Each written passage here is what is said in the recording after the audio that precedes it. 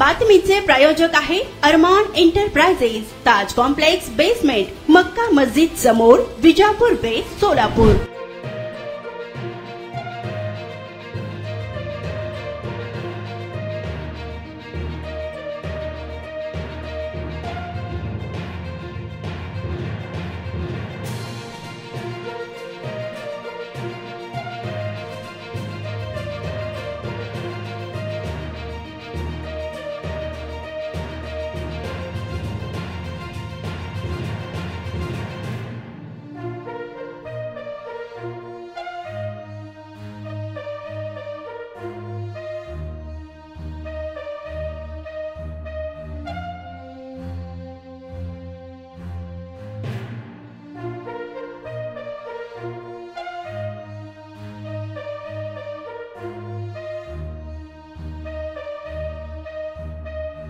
सोलापूर शहर व जिल्हा शिवसेनेच्या वतीने आज सोलापूर शहरातील शासकीय विश्रामगृह येथे शिवसेना पदाधिकाऱ्यांची बैठक व पक्षप्रवेश कार्यक्रम आयोजित करण्यात आला होता। सोलापूर व पुणे जिल्ह्याचे संपर्क शिवसेना सचिव संजय मशिलकर, शिवसेना नेत्या नीलम गोऱ्हे, प्रवक्त्या ज्योती वाघमारे, शिवसेना शहर प्रमुख मनोज शेजवाल यांच्या उपस्थितीत ही सदरची बैठक संपन्न झाली आहे। या बैठकीत सोलापूर शहर, मध्य व दक्षिण विधानसभेत शिवसेनेकडून उमेदवाराची मागणी करण्यात आली आहे। पक्ष जो उमेदवार देईल त्याला पाठिंबा राहील असे एकमताने पदाधिकाऱ्यांकडून ठराव मंजूर करण्यात आला। यावेळी उपस्थित नेते अमोलबापू शिंदे, मनीष काळजे, शिवसेनेत नुकतेच प्रवेश केलेले गफूर शेख तसेच सोलापूर शहर व जिल्ह्यातील पदाधिकारी कार्यकर्ते यावेळी मोठ्या संख्येने उपस्थित होते। पत्रकार परिषदेत नीलम गोरे यांनी अनेक विषयावर भाष्य केले असून सोलापूर शहर व जिल्ह्याचा आढावा त्यांनी घेतला आहे।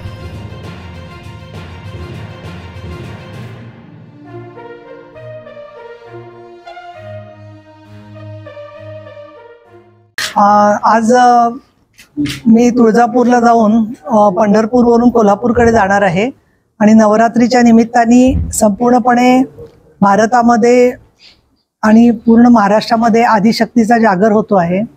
हा नवरात्रीचा सण जो आहे तो नवीन निर्मितीचा, नवीन सृजनशीलतेचा असा सण मानला जातो आणि ज्या ज्या वेळेला भगवान शंकर आणि भगवान विष्णू यांना असं वाटलं की खूप मोठ्या प्रमाणात पराक्रम करून दैत्यांचा संहार करायचा आहे, त्यावेळेला ज्यांची मदत घेतली त्या आदिशक्तीचा हा उत्सव मानला जातो। असं घडत असताना सुद्धा अनेक ठिकाणी महिलांवर अन्याय अत्याचार होत आहेत। त्याच्यामुळे मी तुळजाभवानींकडे साकडं मागितलं की प्रत्येकाला न्याय मिळू दे, समाजातल्या प्रत्येक घटकाला न्याय मिळू दे, महिलांना न्याय मिळू दे आणि या न्यायाच्या बद्दल, विकासाबद्दल, प्रगतीबद्दल अतिशय चांगलं काम करणारे पंतप्रधान नरेंद्र मोदी यांना तिसऱ्यांदा जी संधी मिळाली त्याच्याबद्दल मी तुळजाभवानी मातेचे आभार मानले।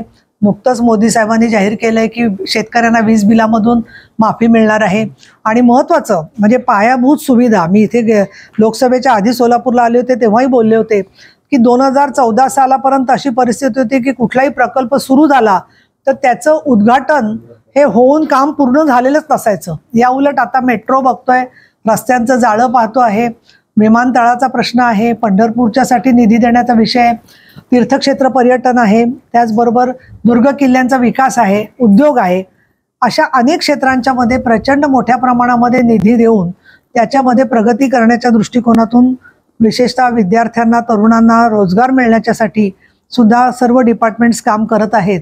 आणि लोकसभेच्या वेळेला जे निवडणुकीला निकाल लागले त्यावेळेला जे गैरसमज झालेले होते ते गैरसमज सुद्धा मोठ्या प्रमाणात दूर होत आहेत। लाडकी बहीण योजना त्यानिमित्ताने लक्षावधी महिलांना त्याचा फायदा झालेला आहे, पण मी असं म्हणेन खास करून की ही योजना फक्त निवडणुकीची मतं मिळवण्यासाठी घेतली, हा जो एक साधारण वातावरण विरोधकांकडून केलं जात आहे आणि पैसे तुम्ही कुठून आणणार हा प्रश्न विचारला जातोय। त्या संदर्भात मी मुद्दामून सांगेन की महिलांना संपूर्ण जगातली आकडेवारी पाहिली तर 50% महिला आहेत, आपल्या सोलापूर जिल्ह्यातील 50% महिला आहेत। त्यातले श्रम किती करतात बायका, कष्ट किती करतात ते जर का आपण काढलं तर 2/3 कष्टाचे तास हे महिलांचे असतात, कारण त्या घरात पण काम करतात, शेतातही काम करतात, मुलांना वाढवतात आणि ते तास मोजलेच जात नाहीत।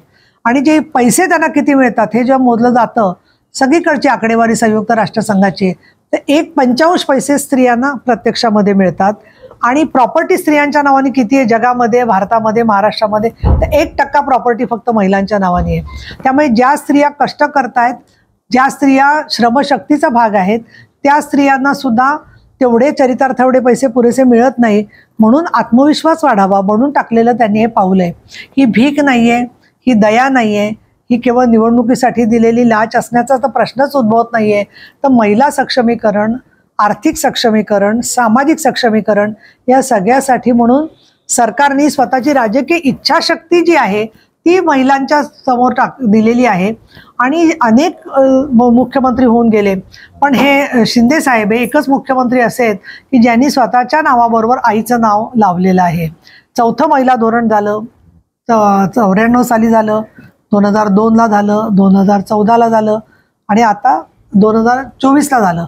पण 4ही महिला धोरणं होऊन सुद्धा असा एक ज्याला आपण म्हणू की वेगळ्या पद्धतीचा विक्रम की सगळे महिला सक्षमीकरणाचे मेळावे घेऊन हजारो स्त्रियांना बोलतं करण्यासाठी लखपती दीदी केंद्राचा कार्यक्रम किंवा राज्याचा कार्यक्रम हा सगळा चाललेला आहे.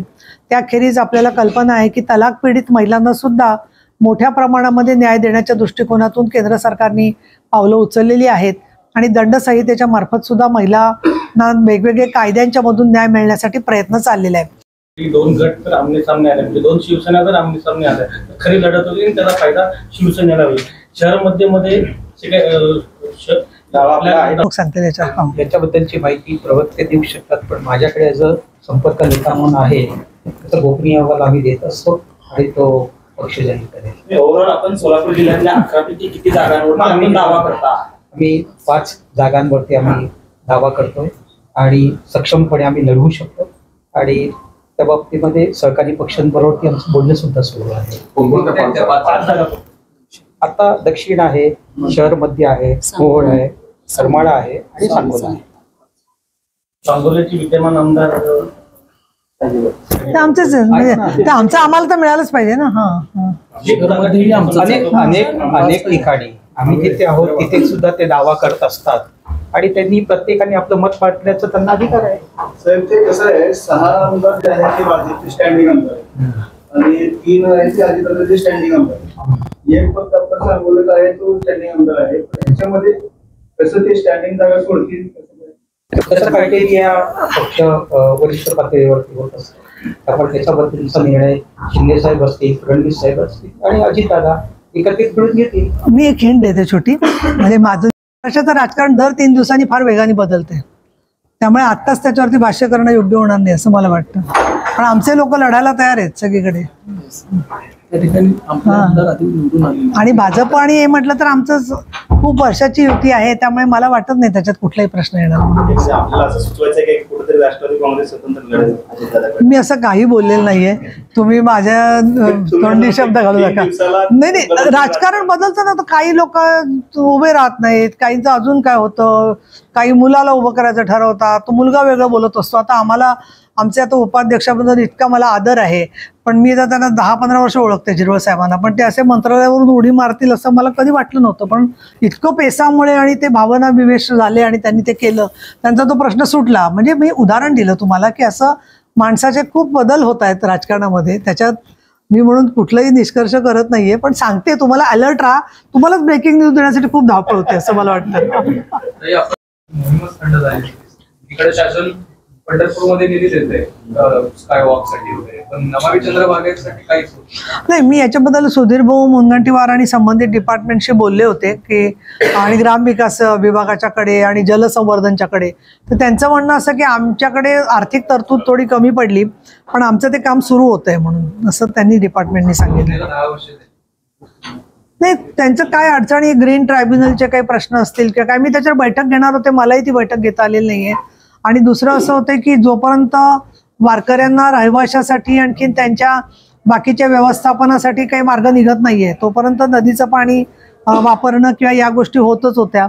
त्याच्यामुळे त्यामध्ये एकत्रितपणे जेव्हा आता मला जे काही माहिती आहे, सातत्याने मी पंढरपूरच्या बद्दल बैठका घेत असते, त्याच्यामध्ये कुठेही वारकऱ्यांना आणखीन स्थानिक लोकांना त्रास न होता त्यांची निवासाची कशी व्यवस्था होईल या दृष्टिकोनातून प्रयत्न चाललेले आहेत. दुसरं महत्त्वाचं मला असं वाटतं की टोकन सिस्टीमनी वारकऱ्यांना दर्शन मिळण्याचा बद्दल निर्णय धोरणात्मक झालेला आहे आणि आम्हाला सुद्धा आमची पण सूचना होती माननीय मुख्यमंत्र्यांना. इनफॅक्ट मी मुंबईत मीटिंग घेतली तेव्हाही विखे पाटील होते, नंतर चंद्रकांत दादांशी बोलणं झालं होतं. आणि महत्त्वाचं म्हणजे मंदिर देवस्थानच्या सगळ्यांनी सांगितलं होतं की आमची पण तयारी आहे टोकन सिस्टीमच्यासाठी काम करण्याची. तसं झालं तर पुढच्या वेळेपासून आपल्याला 3-4 दिवस वारकऱ्यांचं वास्तव्य तिथे असेल तर काही गोष्टींचं नियोजन करणं जे अधिक चांगलं आणि सोपं होईल असं मला वाटतं त्याच्यामध्ये जे आहे ते. पण हां बोला. हां तर त्याच्यामुळे या विषयावरती मी परत आता बैठक घेईन, कारण तेवढाच एक विषय राहिला होता तर त्याच्यावरती मी लक्ष. हो, पण खूप गोष्टीत मी एकटी पडले तरी मी एकटी नाहीये, कारण तुम्ही सगळे माझ्या बरोबर आहात ना. कॅबिनेट त्याच्यामध्ये जाहीर केलेले आहेत. उलट अजिबात नाही, सगळ्या पंढरपूरच्या स्थानिक नागरिकांना मी तेव्हाही आश्वस्त केलेलं आहे. इनफॅक्ट त्यांनी असं सांगितलं की कशा प्रकारे पंढरपूरचं ते पुनरुज्जीवन सगळ्या त्या मंदिर परिसराचं आणि करायचं, पुनर्विकास कसा करायचा त्याच्यासाठी म्हणून लोकांनी काय संकल्पना मागाव्यात या डिपार्टमेंटनी मागवल्या होत्या. 3 संकल्पना त्यांनी मागवल्या आणि त्यातली एक निवडली गेली आहे. कुठली निवडली गेली आहे ते मी चेक करून सांगते, पण त्यानुसार सगळं ते काम होणार. आणि कॉरिडॉरपेक्षा सुद्धा पंढरपूरच्या स्थानिक लोकांनी प्रति पंढरपूर शब्द वापरला होता आणि पलीकडच्या बाजूला नदीच्या कडे विकास करणं, जेणेकरून पंढरपूरवरती न होता नवीन पंढरपूर सारखं त्या भागात करता येईल. आणि त्याला स्थानिक लोकांची मान्यता आहे. त्या प्रत्येक गोष्ट स्थानिक लोक, वारकरी, सोलापूरचे नागरिक, प्रशासन यांच्या सगळ्यांना सहकार्यात घेऊन पंढरपूरच्या बरोबरीने आळंदी, देहू आणि हा आराखडा हा सगळं करण्याचं सरकारचं प्रस्तावित आहे. माननीय शिंदे साहेब जेव्हा एकविरेला गेले होते तेव्हा ते म्हणाले होते आत्ता परवा की खूप मुख्यमंत्री आले आणि गेले, पण देवीची सेवा करायची मला संधी मुख्यमंत्री म्हणून मिळाली. तसं या पंढरपूरच्या साठी म्हणून एवढा निधी देऊन त्याच्याबद्दलची सेवा करण्याची संधी परत एकदा द्यावी जनतेने, हीच आमची सत्तेचा कुठेतरी दुरुपयोग कार्यकर्त्यांकडून होताना पाहायला मिळतो. त्याच्यावर कशा पद्धतीनं अंकुश पक्ष ठेवले? तुम्ही माझ्या निदर्शनास आणून दिलंय, फार चांगलं केलं, कारण बऱ्याचशा भूखंड माफियांना मी जेलमध्ये टाकलेले आहे. त्याच्यामुळे पक्षाचा असो नाही तर बाहेरचा असो, शिंदे साहेबांची पण भूमिका एकदम याबाबतीत स्पष्ट आहे. जे चुकीचं केलेलं आहे त्याच्यात कुठे चुकीला माफी नाहीये. त्यामुळे कोणी काही चुका केल्या असतील तर ते तपासून घेतल्या जातील. केवळ कुठेतरी काहीतरी स्थानिक पातळीवरच्या गैरसमजातून काही झालं नाहीये ना हे बघितलं जाईल, परंतु त्याच्यामध्ये कायदेशीर यंत्रणा जे काही काम करते त्याच्यात कुठलाही हस्तक्षेप न होता अगदी निरपेक्षपणाने न्यायापर्यंत पोहोचण्यासाठी आमचा प्रयत्न राहील. ते पण राजकारणामध्ये आपण एक नेहमीच भूमिका, ते राजकारणामध्ये नेहमीच एक असतं की ते सिद्ध होईपर्यंत गुन्हा ती प्रक्रिया त्याची वैयक्तिक असते. त्याला काही पक्षाने कोणी सांगितलेलं नसतं की तू अमुक गोष्टी कर म्हणून अशा, आणि त्यातून माशिलकर आहे ते त्याच्यामध्ये योग्य ती दखल घेऊन करतील निर्णय काय जे आहेत. ते लाडकी बहीण आणि जुनी पेन्शन योजना, जुनी पेन्शन योजनेची मागणी लाडक्या बहीणच्या अगोदर होती. ती लाडकी बहीण योजनेसाठी तो निधी लागला. जुनी पेन्शन योजनेचा निर्णय त्यामुळे थांबणार आहे काय? ते जुन्या पेन्शनच्या बद्दल जसा केंद्र सरकारने तो केंद्र सरकारच्या सदस्यांना लागू केला, त्यानंतर महाराष्ट्र हे पहिलं राज्य आहे की ज्यांनी ताबडतोब तो स्वीकारलेला आहे निर्णय जो आहे तो. अन्य बाबतीमधला जो विषय आहे त्याबद्दल मोफत उपचार, मोफत शिक्षण, ही लाडकी बहीण, असं मला असं वाटतं की लाडक्या बहिणीबद्दल सावत्र भावासारखं नका बघू तुम्ही. कारण शेवटी असे की महिलांचा विचार आला की कोण म्हणतं शेतकऱ्यांचा विचार करा, मग शेतकरी महिला आहेत ना त्याच्यामध्ये. शेतकरी महिला आहेत, भूमिहीन आहेत, SC आहेत, ST आहेत, मुस्लिम आहेत, बहिणींच्या मध्ये सगळेच जण आलेले आहेत. त्याच्यामुळे हे का ते असा विषय नाहीये. आणि दुसरं महत्त्वाचं असं की वेगवेगळ्या विकासाच्या योजनांच्यासाठी आपण ज्या निधीची व्यवस्था करत असतो त्या सगळ्याचा विचार करून पुढच्या काळात मोदी साहेब जे म्हणतात 2047 मध्ये भारत कसा असेल त्याचा विचार करून या सगळ्या मुद्द्यांचं नियोजन होत असतं असं मला वाटतं. संभाजीराजे अरबी समुद्राकडे निघालेले आहेत कार्यकर्ते पाहण्यासाठी 200 कोटी कुठं खर्च झाले असं देखील ते सरकारला जाणून चाललंय. नाही, संभाजीराजे साहेबांनी जे काही सांगितलेलं आहे त्याच्यात आधी जे सगळे रिपोर्ट्स आहेत आलेले त्याच्यात असं सांगितलं जात आहे. आणि आम्हाला सभागृहात जी माहिती दिली त्यावेळेला अशोक चव्हाण मंत्री होते त्यांनी की ती जागा तेवढी योग्य नाहीये असं त्यांना रिपोर्ट आहे जागेच्या बद्दल. ती जागा जी आहे ती धोकादायक आहे म्हणून. तर ते रिपोर्टचा अभ्यास केल्यावरती त्याच्यानंतर ते स्वतःचं मत बनवतील. ते एक अभ्यासून येते आहेत, राज्यसभेचे खासदार आहेत. पण तुम्हाला आठवत असेल तर 2 बोटींनी आमचे सगळे आमदार जाणार होते त्यातली एक बोट बुडता बुडता वाचली. बरेचसे लोक पोहून बाहेर आले. मी पण जाणार होते पण बाय चान्स गेले नव्हते त्या बोटीमध्ये. त्याच्यामुळे हे सगळं होऊन मेटे वगैरे बिचारे होऊन ते परत आले. तिकडे सुद्धा एकदा मेटे तर याच्यावरून खाली आले, आगीतून मंत्रालयातल्या एकदा बोटीतून आले. तर थोडं माझं म्हणणं आहे की सुरक्षिततेच्या संदर्भात थोडंसं जास्त आपण रिपोर्ट काय आहे ते समजून घेऊन निर्णय करावा. 200 कोटीचा हिशोब काय, हिशोब तर सगळे तयार आहेत ना. हिशोब ते आपल्या बजेटमध्ये आहेत, सगळ्यामध्ये आहेत. मी साधं सांगते, डिसेंबरमध्ये अधिवेशन आहे. माननीय संभाजीराजे साहेबांनी कुणाही आमदाराच्या मार्फत या 200 कोटीचा हिशोब मागावा. सरकारचं कर्तव्य आहे कुठलाही हिशोब देणं, त्याचा हिशोब त्यांना दिला जाईल. आगामी विधानसभाची आचारसंहिता कधी लागण्याची शक्यता आहे? सोलापुरात शिवसेना किती जागा लढणार आणि राज्यात किती? सांगते तुम्हाला, सांगते. चला, धन्यवाद, थँक्यू. विचारलंच नाही तर तुम्हाला तर माहिती आहे सोलापूर पत्रकार गृह सोसायटीला मुख्यमंत्री विशेष निधीतून 7 कोटी रुपये मंजूर झाले. ज्योती वाघमारे यांचा पाठपुरावा आणि प्रत्येक पत्रकाराचे 2.5 लाख रुपये कमी होतील. खरे काय? आभार मानले पण तो भूतकाळ झाला. त्यांना त्या वर्तमान काळामध्ये तुम्ही सहकार्य द्या सगळ्यांना. नाही, माझ्या माहितीप्रमाणे महाराष्ट्रात पहिल्यांदाच असं पत्रकारांच्यासाठी एवढं मोठं पाऊल उचललं गेलंय. तर त्याच्यामुळे तुमचे मी आभार मानते आणि धन्यवाद. सोलापूर शहरात विविध प्रकारचे अत्तर, perfume, massager, hair dry, important goggle, important watch, नवीन गॅझेट मिळण्याचे एकमेव ठिकाण अरमान एंटरप्राइजेस. आमचा पत्ता ताज कॉम्प्लेक्स बेसमेंट, मक्का मस्जिद समोर, Vijapur west, Solapur. Proprietor doctor Mohsin Bagwan. Contact 9922 55 9711.